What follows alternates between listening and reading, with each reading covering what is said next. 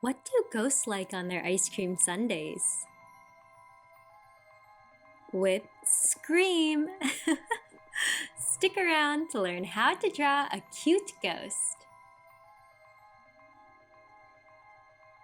Once you've got your paper and pencil, let's start by drawing a half circle.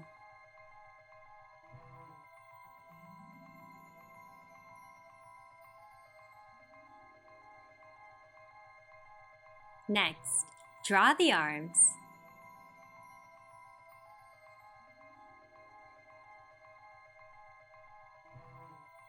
Looking beautiful!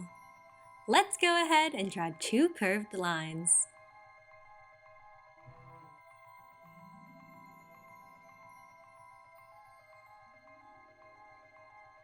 Now, draw a wavy line to connect the bottom lines.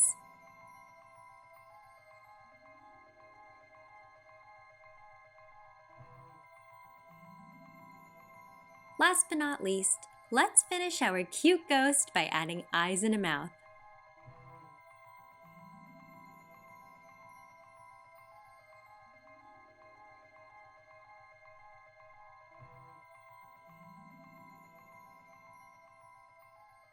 We're all done!